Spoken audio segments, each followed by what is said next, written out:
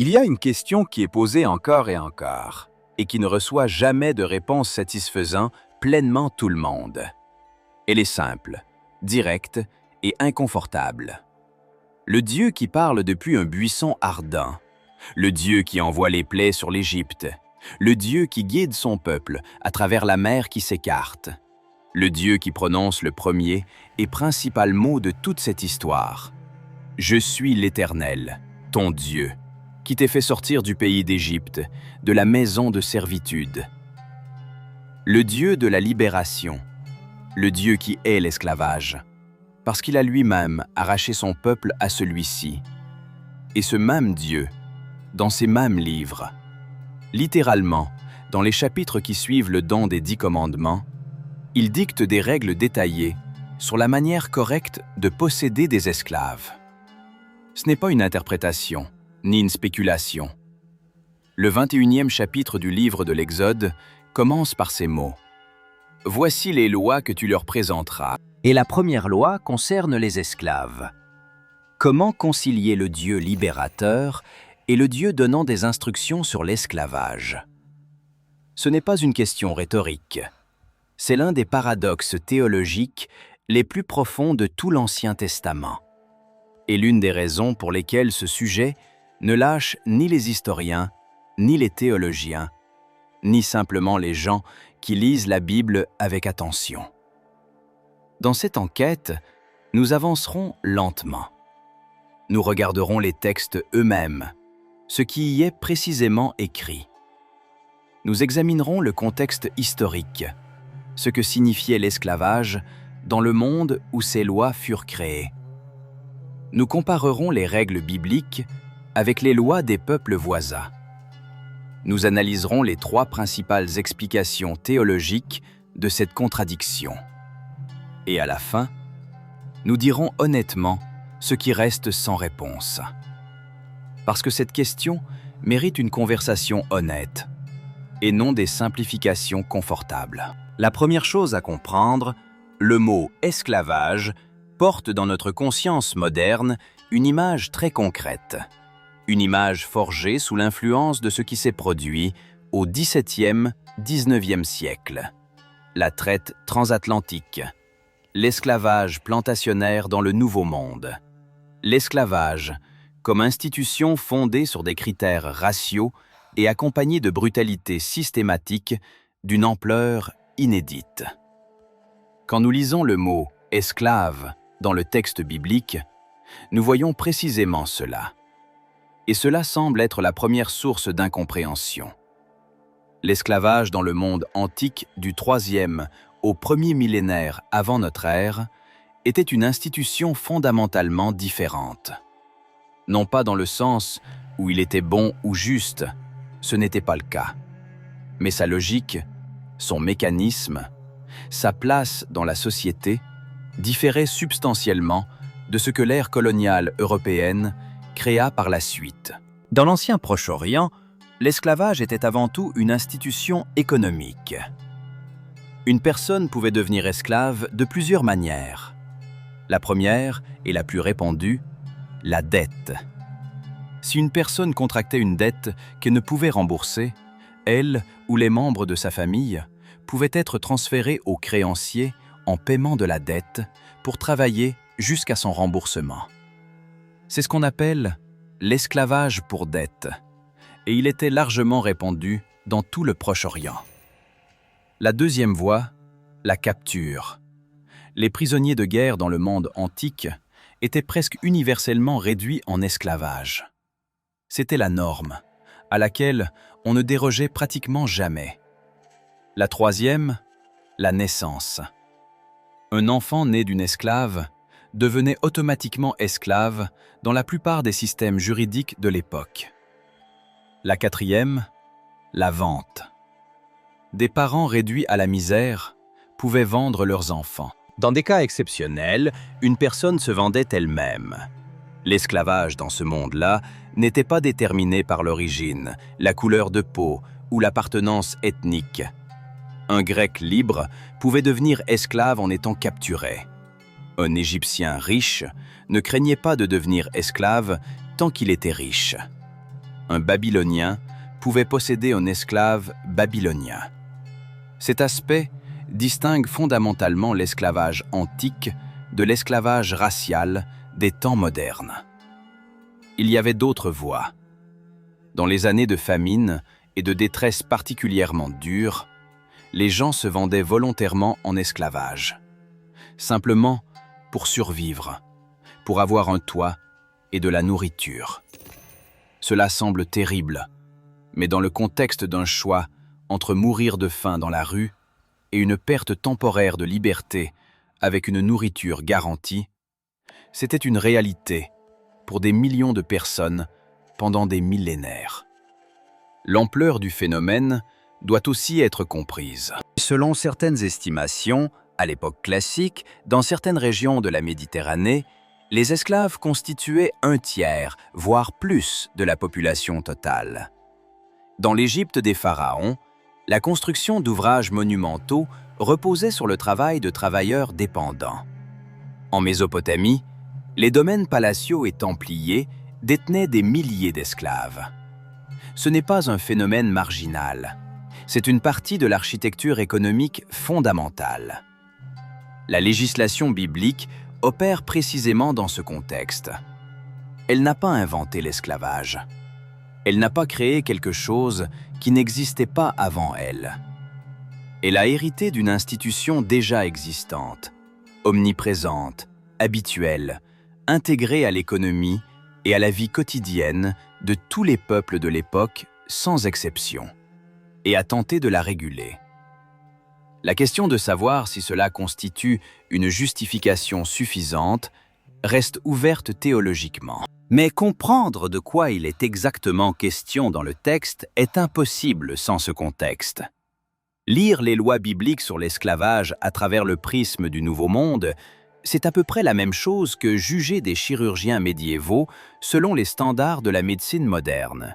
On peut et on doit reconnaître que notre position actuelle est juste, mais cela n'aide pas à comprendre le passé. Maintenant, aux textes eux-mêmes. Parce que la législation biblique sur l'esclavage n'est pas homogène. Elle distingue clairement différentes catégories d'esclaves et établit pour chacune ses propres règles. Et cette distinction est fondamentale pour comprendre tout le système. La première est la plus réglementée en détail, les esclaves hébreux, c'est-à-dire les compatriotes. Le 21e chapitre de l'Exode s'ouvre ainsi. « Si tu achètes un esclave hébreu, il servira 6 années, mais la 7e, il sortira libre, sans rien payer. 6 ans, pas plus. La 7e année, la liberté, sans rançon, sans condition. » C'est la première limitation fondamentale. Un esclave hébreu n'est pas un esclave à perpétuité. Il travaille pendant une durée déterminée. Il rembourse sa dette. Il compense la situation qui a causé sa dépendance. Et il sort libre.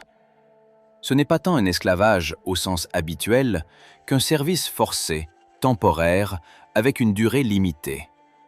Certains chercheurs préfèrent même appeler cela un travail pour dette, plutôt qu'un esclavage au sens strict, soulignant que la temporalité fait partie de la nature juridique même de l'institution.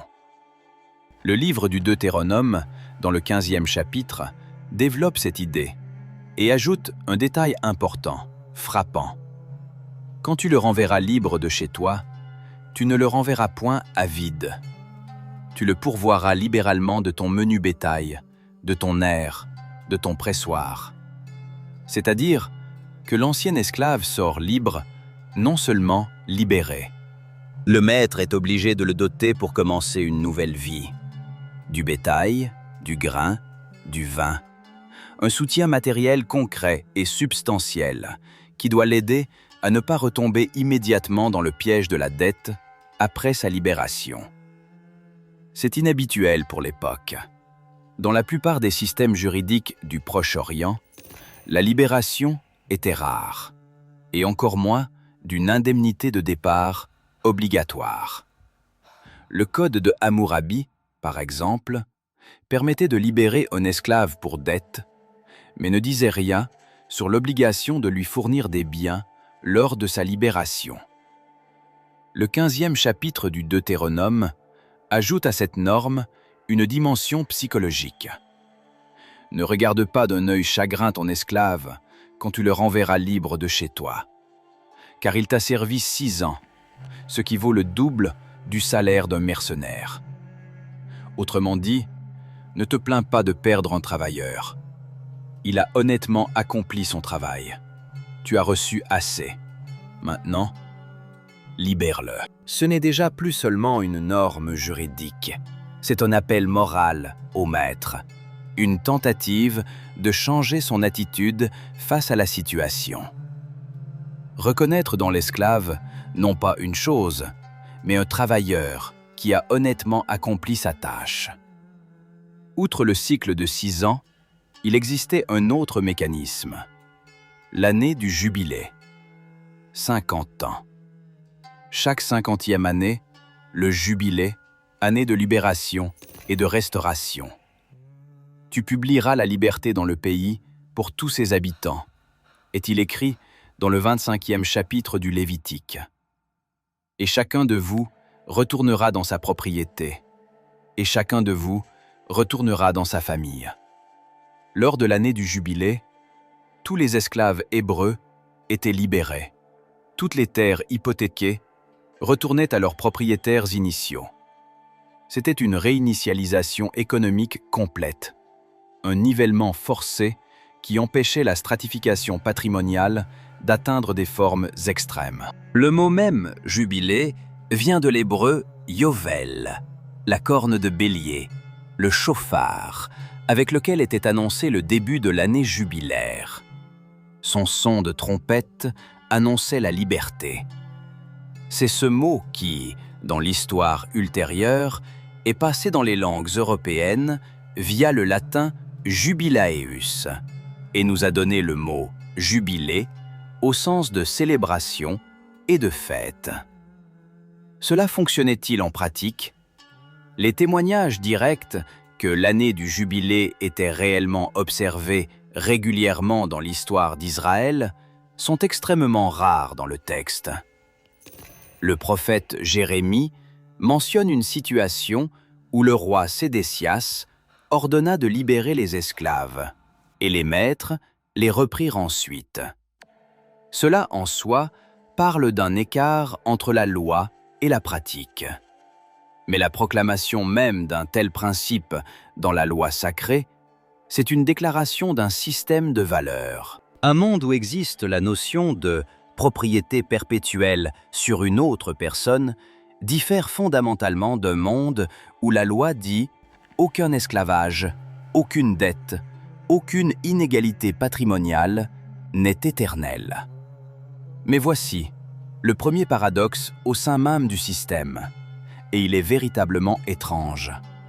L'un de ces cas où le texte biblique ouvre un abîme inattendu derrière ce qui semble être une simple norme. Le 21e chapitre de l'Exode décrit une situation où un esclave hébreu, dont le temps de sortir libre est venu, ne veut pas partir. Si l'esclave dit « J'aime mon maître, ma femme et mes enfants, je ne veux pas sortir libre », voici ce qui pouvait se passer. Le maître avait donné une femme à l'esclave, une autre esclave, pendant qu'il servait. Ils avaient eu des enfants. Tous appartenaient légalement au maître. Et maintenant, la 7e année, l'esclave est face à un choix. Sortir libre, mais sans femme, sans enfant, seul. Ou rester. S'il choisissait de rester, un rituel particulier suivait. On le conduisait devant les dieux, au montant de la porte, où, selon la coutume de l'époque, se trouvait quelque chose de sacré. Le maître prenait un poinçon et lui perçait l'oreille. À partir de ce moment, l'esclave restait pour toujours, volontairement, avec l'oreille percée comme signe visible de ce choix. Cette image suscite des sentiments complexes. Une ligne d'interprétation y voit de l'humanisme. La personne choisit elle-même, On ne la sépare pas de force de sa famille. Elle a un choix. La loi respecte ses attachements. Il choisit de rester. Et la loi protège ce choix, le rendant officiel, public, irréversible. Une autre ligne y voit un piège structurel. Le maître donne initialement une femme à l'esclave, précisément pour le retenir par les enfants. C'est un mécanisme d'attachement délibérément intégré. La loi autorise cette manœuvre. Et quand vient le moment du choix, c'est un choix entre la liberté dans la solitude et la famille dans l'esclavage. Peut-on qualifier un tel choix de libre? Le livre du Deutéronome, dans le texte parallèle, ajoute un détail. « Tu feras de même pour ta servante ». La même procédure s'applique à une femme esclave. Mais une asymétrie apparaît ici. Le mari sort libre, sans les enfants. La femme, non, car ses enfants appartiennent au maître. Deux textes différents, l'Exode et le Deutéronome, réglementent ce cas un peu différemment. Et cela, en soi, fait l'objet d'une discussion rabbinique sur la manière exacte d'appliquer la loi. L'oreille percée, un signe de choix, un signe de renoncement volontaire à la liberté. Dans un sens, c'est une idée frappante. Une personne peut choisir la non-liberté. C'est précisément pourquoi cette image est devenue une métaphore dans d'autres contextes. Dans la littérature religieuse des siècles suivants, elle est souvent utilisée comme une image du service volontaire. Je suis le serviteur du Seigneur. Mon oreille est percée, comme métaphore de la dévotion. Mais derrière la métaphore se cache une dure réalité sociale. Une personne debout au montant de la porte, avec un poinçon au-dessus de l'oreille, et une famille qu'il ne veut pas abandonner. Maintenant, les règles de traitement. Parce que la loi parle non seulement du moment où l'esclave sort libre, mais aussi de la manière dont il faut, et ne faut pas, le traiter pendant qu'il est esclave. Le 21e chapitre de l'Exode établit plusieurs normes concrètes, et elles semblent inhabituelles par rapport aux autres systèmes juridiques de l'époque. Première règle. Si quelqu'un frappe son esclave, homme ou femme, avec un bâton, et qu'il meurt sous sa main, il sera puni. Le meurtre d'un esclave est un crime.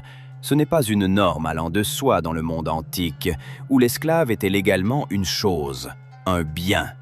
On ne peut pas tuer une chose, on peut seulement la détruire, c'est-à-dire causer un préjudice à son propriétaire. Ici, la logique est différente. L'esclave est une personne dont la mort exige une réponse. Mais vient ensuite une clause qui atténue immédiatement cette règle et qui a suscité de vifs débats au fil des siècles. Mais s'il survit un jour ou deux, il ne sera pas puni, car c'est son argent. Autrement dit, si l'esclave battu ne meurt pas sur le coup, mais survit encore un jour ou deux, le maître n'est pas puni. Le raisonnement sous-jacent est économique. Le maître a déjà subi une perte en perdant un travailleur. Ce passage est reconnu comme problématique par les interprètes des époques et traditions les plus diverses. Il limite la violence, mais la limite à la mesure de la mort et non à la mesure de la dignité humaine. Seul le fait d'une mort immédiate est puni. Tout ce qui est en deçà de ce seuil reste dans l'ombre juridique. La deuxième règle, ce qu'on appelle communément la loi du dent et de l'œil, si quelqu'un fait perdre une dent à son esclave, homme ou femme, il le laissera aller libre pour sa dent. Si un maître fait perdre un œil ou une dent à son esclave, l'esclave est immédiatement affranchi. Pas de compensation financière versée au maître de l'esclave. Pas d'amende. Mais l'affranchissement de l'esclave lui-même. Cette norme est fondamentalement différente. Dans les systèmes juridiques voisins, par exemple le Code d'Hammurabi, causer un dommage corporel à l'esclave d'autrui entraînait une amende financière au profit du maître. L'esclave restait esclave. Son corps appartenait au maître, et le dommage causé au corps de l'esclave était un dommage causé au maître. Dans la loi biblique, c'est fondamentalement différent. Le corps de l'esclave bénéficie d'une protection juridique, et la violence qui lui est faite détruit le fondement même de l'esclavage. Le maître, qui lève la main sur son esclave, perd le droit à son travail. Ce n'est pas un détail technique mineur. C'est une position théologique, dissimulée dans une norme juridique. L'intégrité corporelle de l'esclave est plus importante que les intérêts économiques du maître. Venons-en maintenant au passage que la plupart des lecteurs trouvent le plus difficile. Au texte qu'aucune interprétation élégante ne peut adoucir. Au chapitre 25 du Lévitique, versets 44 à 46. Quant à ton esclave et ta servante qui t'appartiendront, c'est parmi les nations qui vous entourent que vous les achèterez, esclaves et servantes. Vous pourrez aussi en acheter parmi les enfants des étrangers qui séjournent chez vous. Ils deviendront votre propriété. Vous pourrez les léguer en héritage à vos fils après vous pour les posséder à titre de propriété. Vous les asservirez à perpétuité. Il n'y a ici aucune clause concernant 6 ans. Pas d'année du jubilé comme mécanisme de libération. Pas d'indemnité de départ. Il y a le mot « à perpétuité ». C'est l'autorisation d'acheter des esclaves parmi les nations étrangères et de les garder en esclavage indéfiniment. De les transmettre en héritage à ses enfants, à titre de propriété. Ce texte diffère fondamentalement des lois concernant les esclaves hébreux, et il exige une discussion honnête. Pourquoi des règles différentes pour les siens et pour les étrangers? Pourquoi un Hébreu tombé en esclavage est-il libéré au bout de 6 ans et pas un étranger? La tradition offre plusieurs réponses. L'une est directement théologique. Israël est le peuple de l'Alliance, lié à Dieu par des obligations particulières dans les 2 sens. Cette particularité s'étend à la protection des membres de la communauté. Une autre réponse est sociologique. La loi reflétait les pratiques réelles de son époque, où la frontière entre les siens et les étrangers était fondamentale pour tout système juridique. Une troisième, plus critique. Nous avons là le témoignage que la loi biblique n'a pas surmonté, mais a reproduit la division de son temps entre son propre peuple et les autres. Aucune de ces réponses n'est complète, et il est important de le reconnaître. À ce stade, il faut s'arrêter et considérer la question sous un autre angle, l'angle de la comparaison. Nous avons considéré les lois bibliques sur l'esclavage comme quelque chose d'isolé, mais c'est une approche erronée. Ces lois existaient dans un monde où l'esclavage était absolument universel, où aucun système juridique, aucune école philosophique, aucune religion ne mettait en doute son existence même. Dans ce monde, le critère d'une bonne loi n'était pas « abolit-elle l'esclavage », mais « dans quelle mesure régule-t-elle de façon juste l'inévitable ?» À titre de comparaison, le Code d'Hammurabi, les lois du roi babylonien, gravées sur une stèle de basalte haute de plus de 2 mètres. Ce monument fut érigé dans la première moitié du 2e millénaire avant notre ère et constitue l'un des documents juridiques les plus complets de l'Antiquité. Il régule le commerce, le mariage, l'héritage et l'esclavage. En détail, que dit le Code d'Hammurabi sur les esclaves? Si un esclave fugitif est capturé et rendu à son maître, celui qui l'a capturé a droit à une récompense. Si quelqu'un héberge l'esclave fugitif d'autrui, il est mis à mort. Si un esclave renie son maître, c'est-à-dire refuse de se reconnaître comme esclave, on lui coupe l'oreille. Si un chirurgien tue accidentellement un esclave lors d'une opération, il doit rembourser au maître la valeur de l'esclave en argent. Un esclave est tué, compensation financière au maître. Un esclave est battu, également compensation financière au maître. Remarquez, dans aucun de ces cas, l'esclave n'est un sujet de droit. Il est un objet. Le dommage causé à son corps est un dommage causé à la propriété du maître. Le maître est payé. L'esclave n'est affranchi que dans des situations très spécifiques et rares. Par exemple, si un prisonnier de guerre revient de captivité, sa femme, qui s'est remariée, doit lui revenir. Mais cela concerne son statut de citoyen, non d'esclave. Comparons maintenant avec la loi biblique. Un esclave est tué, le maître est puni. Un œil ou une dent est perdu par un esclave. Il recouvre la liberté. Un esclave hébreu est libéré au bout de 6 ans. La 50e année, tous les esclaves hébreux sont libérés. Lors de la libération, le maître est tenu de fournir des biens à l'esclave.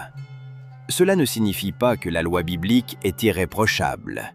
Cela signifie que, par rapport au système environnant de son époque, elle va plus loin, sur plusieurs aspects importants, dans le sens de la protection de la dignité humaine de l'esclave. Non pas en abolissant l'institution, mais en limitant sa cruauté et en reconnaissant à l'esclave certains droits. Les lois hittites, un autre code juridique majeur de la région, régulaient également l'esclavage. Des amendes spécifiques y étaient établies pour le meurtre ou la blessure de l'esclave d'autrui. C'est une compensation financière au maître. L'esclave est à nouveau un bien.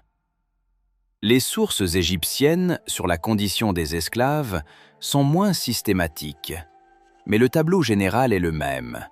L'esclave est une force de travail appartenant à l'État ou à un particulier. Il n'y a pas de consensus parmi les chercheurs sur la manière d'évaluer cette comparaison.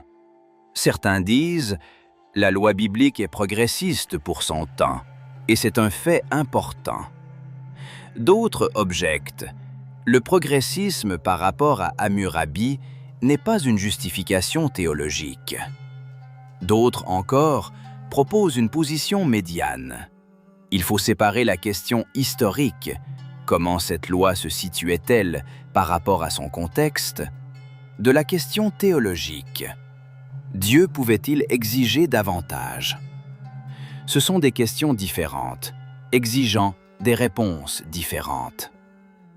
Parmi les chercheurs, il existe une hypothèse, non acceptée par tous, mais sérieusement discutée, que la législation biblique sur l'esclavage ne décrivait pas un monde idéal, mais établissait une norme minimale dans un monde où l'esclavage existait déjà. Non pas « c'est ainsi que cela doit être », mais « si cela existe déjà, que ce ne soit pas pire que cela ». Une sorte de logique de défense des droits dans une ère pré-législative. Cette norme était-elle suffisante? Les théologiens répondent différemment. Mais une réponse honnête implique de reconnaître que, selon les critères de son époque, c'était un pas dans une certaine direction, et que le fait même de ce pas, malgré son insuffisance de notre point de vue, dit quelque chose du système de valeurs qui l'a engendré. Il faut ici s'arrêter sur un texte qui se trouve dans une partie complètement différente de la Bible, mais qui a eu, probablement, l'influence historique la plus dévastatrice sur tous ces débats. Le 9e chapitre du livre de la Genèse. Noé sortit de l'arche, planta une vigne, s'enivra de vin, s'endormit nu. Son fils Cham, père de Canaan, vit la nudité de son père et le raconta à ses frères. Les frères, Sem et Japheth, couvrirent leur père sans le regarder. Noé se réveilla, apprit ce qui s'était passé et prononça une malédiction. Maudit soit Canaan, il sera l'esclave des esclaves de ses frères. 3 mots qui ont changé l'histoire mondiale des interprétations. Tout d'abord, que dit-on exactement ici? C'est Noé, non Dieu, qui prononce cette malédiction. Ce sont les mots d'un homme se réveillant avec la gueule de bois.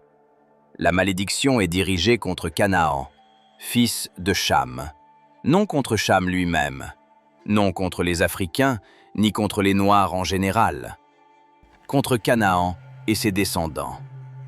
Dans le contexte biblique, les Cananéens sont le peuple qui habitait la terre que prendra plus tard Israël. C'est une prédiction de soumission politique, inscrite sous forme de généalogie. La plupart des chercheurs considèrent ce texte comme étiologique, expliquant, a posteriori, pourquoi les Cananéens se sont retrouvés sous la domination d'Israël.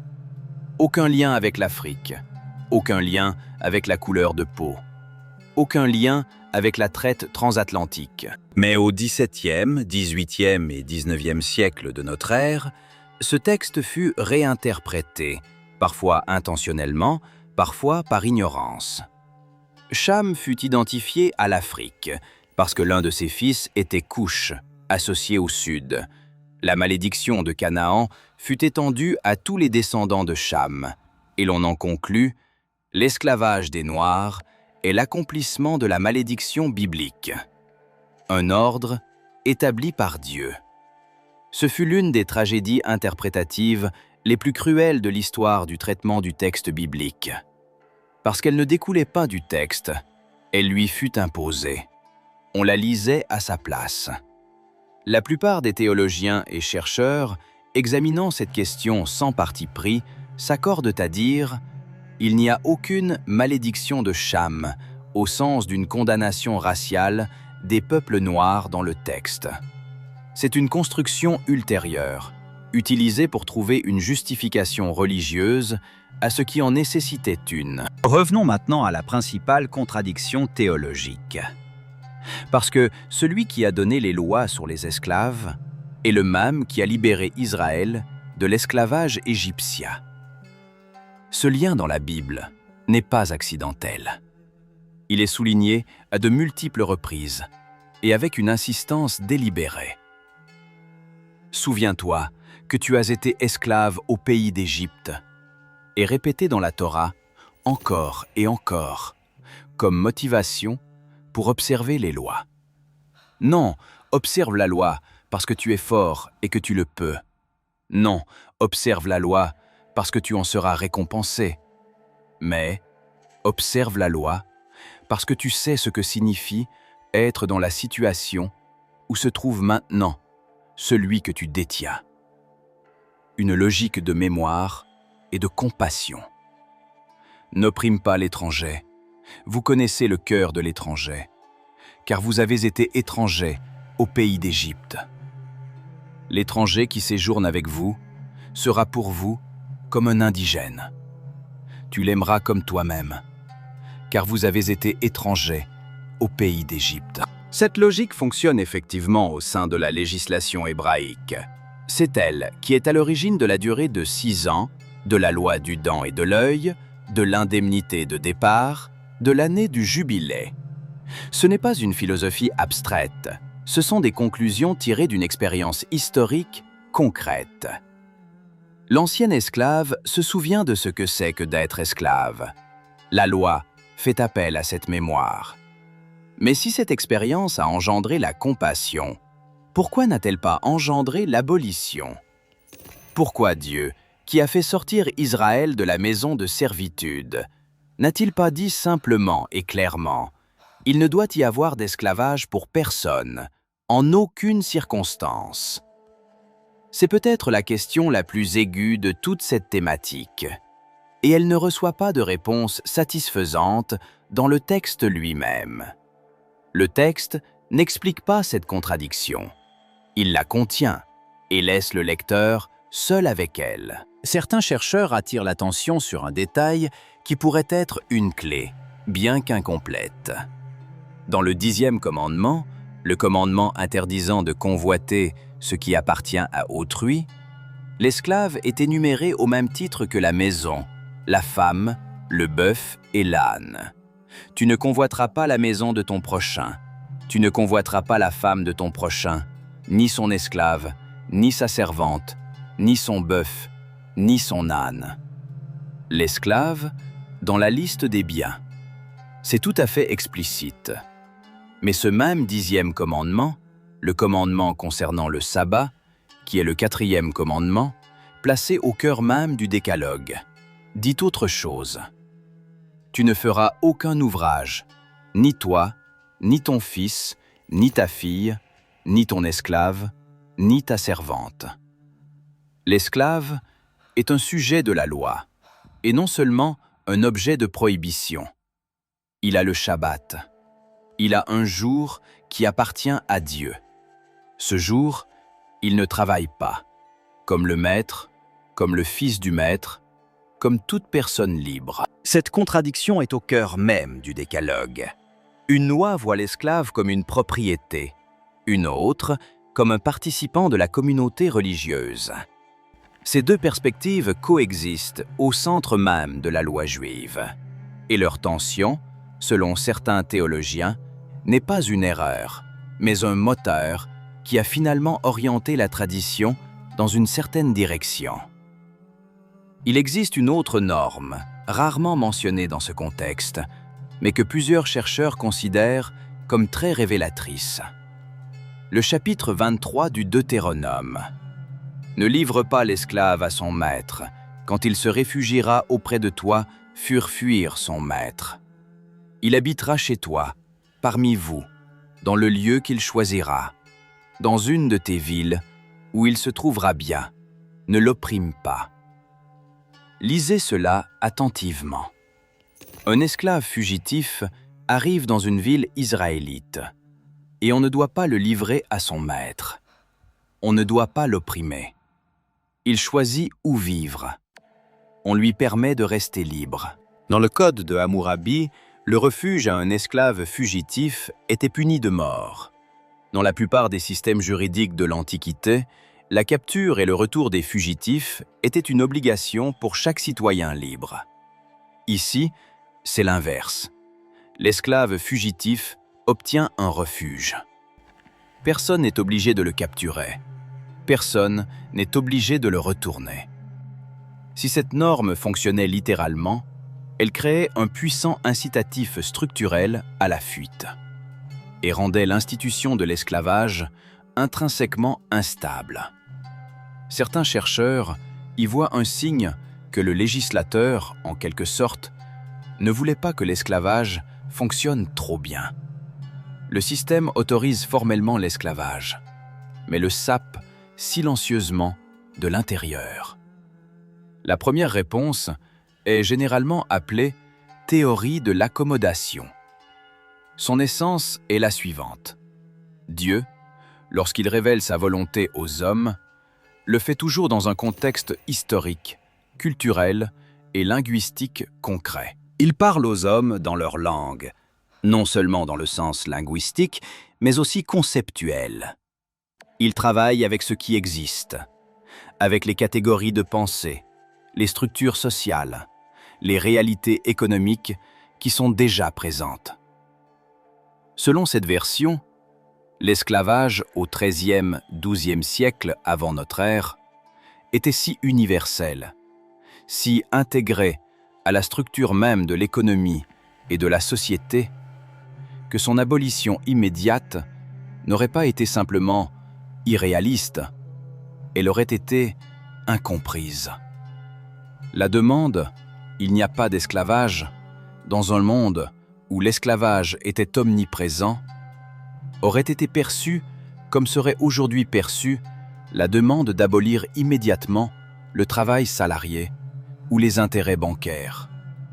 Des institutions que la plupart des gens considèrent si intégrées au monde que la vie sans elles semble impossible.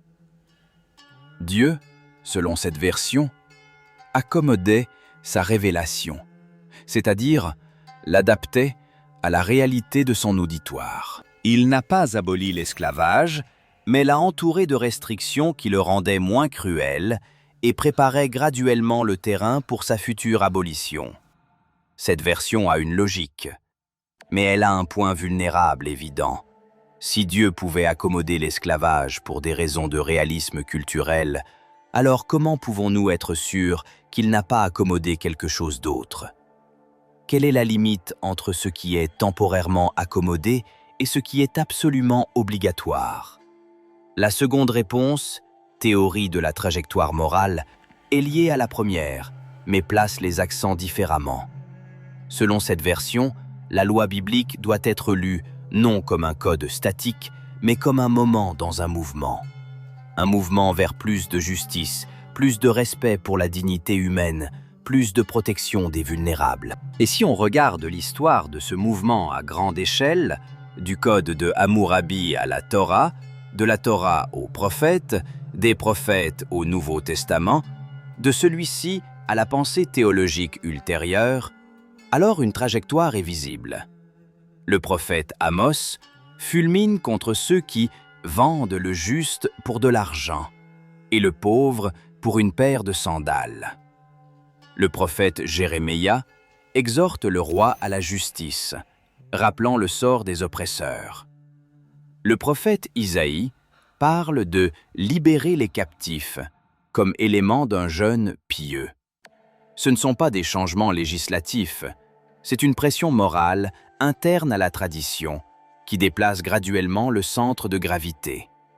Les partisans de cette version soulignent « c'est précisément cette trajectoire morale qui a finalement conduit à l'abolitionnisme, le mouvement pour abolir l'esclavage qui, dans la plupart des cas, s'appuyait sur des fondements bibliques. » Le point faible de cette version est son ouverture à l'abus. Elle peut être appliquée à tout. Tout texte inconvenant peut être déclaré « étape temporaire » sur le chemin vers quelque chose meilleur. Comment déterminer ce qui est précisément la trajectoire et ce qui est un principe permanent? La troisième réponse est plus honnête et plus inconfortable. Elle est parfois appelée théorie de la révélation limitée ou simplement reconnaissance du mystère. Selon cette version, nous ne savons pas pourquoi Dieu n'a pas prohibé l'esclavage directement. Peut-être des raisons existent, et certaines sont visibles dans ce qui a été dit précédemment. Mais aucune de nos explications est complète. Le fait que le texte de la Torah contient des normes qui, aujourd'hui, nous semblent moralement inacceptables, est un fait. Et une réponse théologique honnête inclut la reconnaissance. Ici, il y a une limite à la compréhension. Ceci ne signifie que la question est close. Ceci ne signifie qu'il n'y a pas de problème. Ceci signifie que devant nous, il y a un des points où la foi et la raison rencontrent quelque chose qui ne peut être résolu complètement. De nombreux théologiens qui ont travaillé cette question profondément et honnêtement ont finalement abouti ici. Pas à une capitulation devant la question, mais à une reconnaissance de sa réalité et à la continuation de la conversation. Mais la conversation sur la loi juive concernant l'esclavage ne s'arrête pas à la Torah elle-même, car la Torah est seulement le début de la tradition. La tradition a continué, et elle a continué à travailler cette question. Une des voix les plus importantes ici, Maïmonide, le grand penseur juif du XIIe siècle, vivant en Espagne musulmane et en Égypte.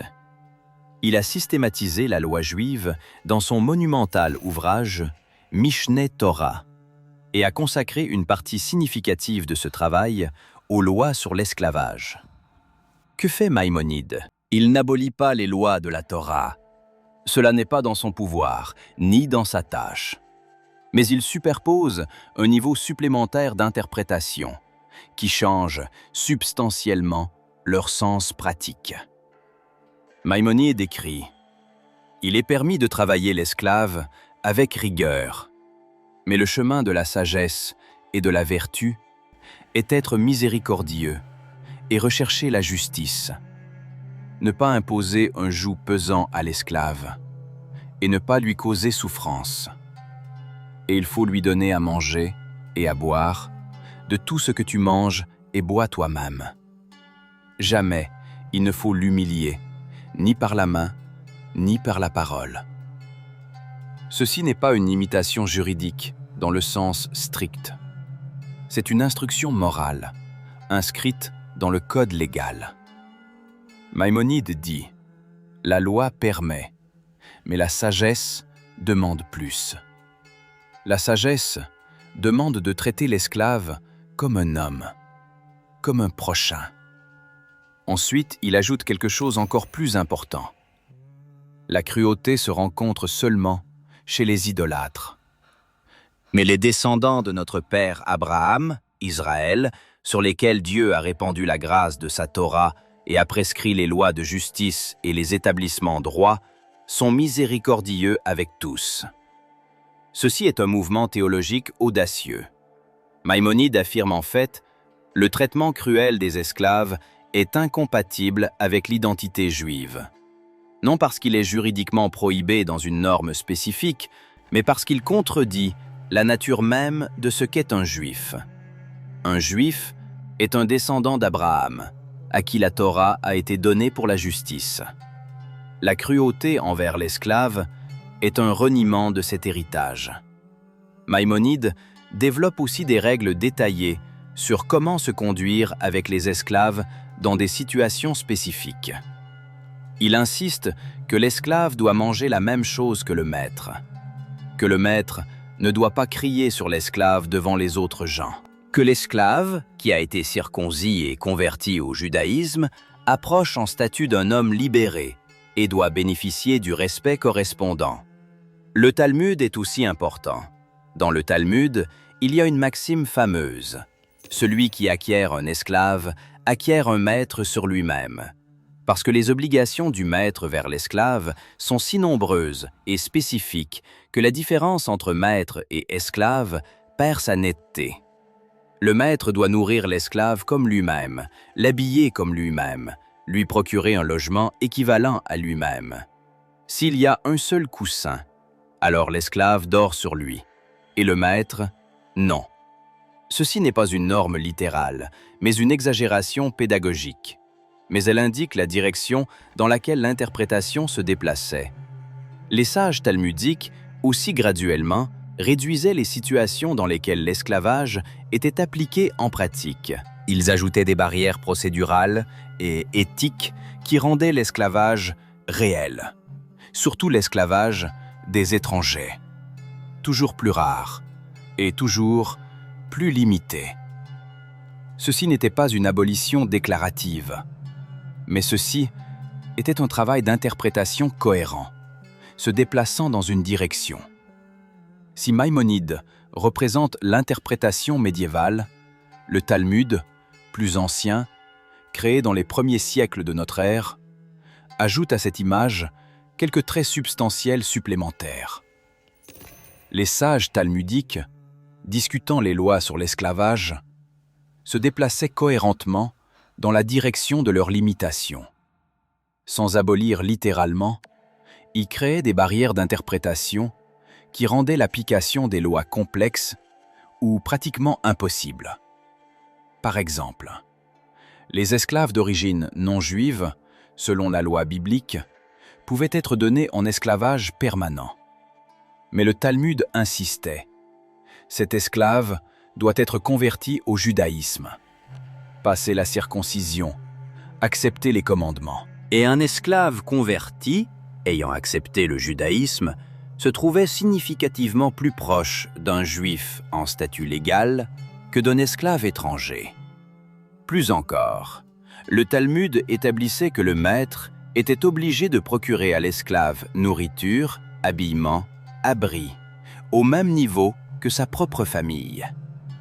Une formulation connue, souvent citée dans ce contexte, « Celui qui acquiert un esclave acquiert un maître sur lui-même », impliquant que les obligations du maître vers l'esclave sont si onéreuses que le bénéfice de l'esclavage devient douteux. Ceci n'est pas une abolition de l'esclavage, mais ceci est un mouvement très concret, très pratique, vers la réduction de sa sphère et l'adoucissement de sa logique. Parmi toutes les normes bibliques liées à l'esclavage, il y a une, souvent appelée la plus révolutionnaire, et qui simultanément est la moins visible. Le 4e commandement, le commandement du Shabbat. Souviens-toi du jour du Shabbat, pour le sanctifier. 6 jours tu travailleras, et tu feras toutes tes affaires. Mais le 7e jour, Shabbat pour le Seigneur ton Dieu, tu ne feras aucun travail, ni toi, ni ton fils, ni ta fille, ni ton esclave, ni ta servante, ni ton animal. L'esclave, la servante. Ils sont mentionnés au cœur même des 10 commandements. Non comme objet de possession, mais comme sujet du commandement. L'esclave observe le Shabbat. L'esclave se repose. L'esclave sanctifie le jour du Seigneur. Ceci peut-être est un détail silencieux, presque invisible. Mais du point de vue de l'histoire mondiale, il est significatif. Dans la plupart des sociétés du monde antique, l'esclave était une chose. Une chose n'observe pas le Shabbat, parce qu'une chose n'a pas de relation avec Dieu. Une chose n'a pas de jour de repos, parce que pour une chose, il n'y a pas de différence entre les jours. Le commandement du Shabbat inscrit l'esclave dans la communauté religieuse. Non comme membre à part entière, mais comme sujet que Dieu voit et à qui il s'adresse par sa parole. Les penseurs qui ont travaillé cette question soulignent « Ceci est un petit déplacement théologique, mais immense par ses conséquences potentielles. Un système dans lequel l'esclave est un sujet d'un commandement religieux porte en lui une contradiction avec un système dans lequel l'esclave est simplement une propriété. Tôt ou tard, cette contradiction devait se manifester. Cette contradiction s'est manifestée au XIXe siècle, dans l'époque du grand débat occidental sur l'abolition de l'esclavage. Et ici, une des histoires les plus étranges et douloureuses de l'utilisation du texte biblique. Les deux côtés utilisèrent la Bible. Les partisans de l'abolition de l'esclavage faisaient appel à l'Exode. Dieu libère les esclaves. Aux prophètes, Dieu déteste l'oppression. Au texte du Deutéronome, ne opprime pas l'esclave, qui vient à toi pour la liberté. Au Nouveau Testament, il n'y a ni juif, ni grec, ni esclave, ni libre. À l'image de l'homme créé à l'image de Dieu, ce qui implique une dignité incompatible avec l'esclavage. Les partisans du maintien de l'esclavage faisaient appel au Lévitique chapitre 25. Dieu a permis d'acheter des esclaves parmi les nations, aux malédictions de Canaan. À ce que l'apôtre Paul, dans ses épîtres, dit aux esclaves d'obéir au maître. À ce que l'Ancien Testament, en général, n'a pas aboli l'esclavage, et, conséquemment, le sanctionnait. Le même texte, 2 positions opposées, et chacune trouvait dans le texte ce qu'elle cherchait. Ce phénomène est généralement appelé lecture miroir. Quand le lecteur voit dans le texte surtout le reflet de ses convictions déjà formées et non un défi à elles. Les deux lectures étaient en quelque sorte sélectives. Les deux ignoraient des parties du texte inconvenantes pour leur position. Les abolitionnistes ignoraient le Lévitique chapitre 25. Les partisans de l'esclavage ignoraient « Souviens-toi que tu étais esclave » et « Ne livre pas l'esclave fugitif ». Chacun construisait son système avec les fragments qui lui convenaient. Mais autre chose est important. L'interprétation libératrice finalement a vaincu. L'esclavage a été aboli, et en grande mesure, s'appuyant précisément sur des fondements bibliques, sur le narratif de l'Exode, sur les prophètes, sur l'image de l'homme créé à l'image de Dieu. Les Quakers, une dénomination chrétienne qui s'opposait à l'esclavage déjà au XVIIe siècle, justifiaient leur rejet de l'esclavage précisément théologiquement. Tous les hommes portent en eux la lumière intérieure, une part de Dieu, et donc aucun homme peut être la propriété d'un autre. Ceci n'est pas un argument juridique ni philosophique, C'est un argument théologique. L'abolitionniste William Wilberforce, qui a obtenu l'abolition de la traite des esclaves dans l'Empire britannique au début du XIXe siècle, était un chrétien convaincu, qui voyait sa lutte comme une vocation religieuse. Ses arguments étaient aussi bibliques. Et dans la tradition afro-américaine, dont nous avons déjà parlé, l'Exode devenait le narratif théologique central. « Let my people go » Libère mon peuple, n'est pas simplement une chanson, c'est une théologie. C'est une affirmation que Dieu voit les opprimés, entend leurs cris et agit pour leur libération. Que l'histoire se déplace vers la liberté, même si maintenant elle semble différente. Cette tradition puisait dans le même texte qui était utilisé pour justifier l'esclavage. Mais elle puisait en lui quelque chose d'autre, quelque chose plus profond, quelque chose plus central pour le narratif en général. Et précisément, ce quelque chose s'est révélé plus fort. La tradition religieuse afro-américaine, née dans les conditions de l'esclavage plantationnaire, construisait autour de l'image de l'Exode une théologie de libération entière. « Let my people go » Libère mon peuple, devenait un hymne spirituel, un code, un langage de résistance. Dieu, qui a conduit Israël hors d'Égypte, conduira aussi les autres. L'histoire de Moïse devenait l'histoire de chaque homme opprimé. Ceci est un phénomène étonnant. Les gens, opprimés avec l'utilisation aussi d'arguments bibliques, trouvaient dans la même Bible une arme contre leur oppression. Ils ont pris le texte et l'ont lu autrement, non du point de vue du maître, du point de vue de l'esclave. Et dans cette lecture, Dieu s'est trouvé du côté de l'esclave. Non parce que dans la Bible, il n'y avait pas d'argument pour l'esclavage, ils étaient là, mais parce que le narratif profond du livre, de l'Exode aux prophètes, parlait cohérentement. Dieu entend ceux qui crient dans l'esclavage. Il entend et répond. Les prophètes, une autre voix importante dans cette conversation. Amos, Osée, Isaïe, Michée.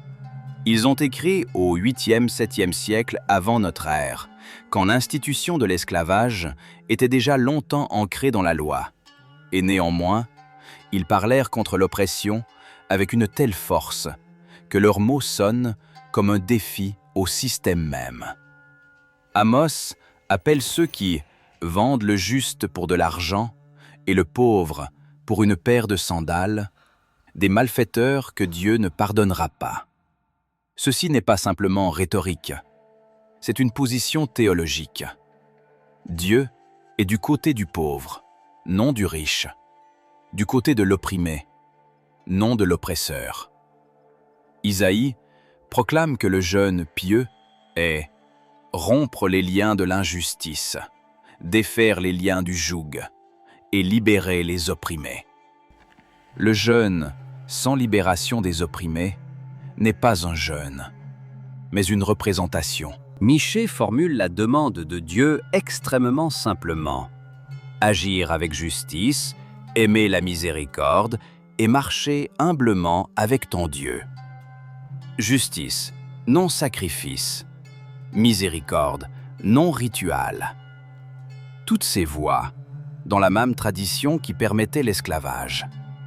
Mais elles s'apèrent systématiquement sa légitimité, indiquant que Dieu ne se tient pas du côté des institutions, mais du côté des gens. Que la loi n'est pas une fin en soi, mais un instrument de justice. Et que quand la loi sert l'injustice, elle doit être lue autrement. Où donc nous nous trouvons finalement avec cette question? Pourquoi Dieu a permis aux Juifs d'avoir des esclaves? La réponse honnête, nous ne savons pas exactement. Et toute personne qui fait semblant de savoir exactement simplifie.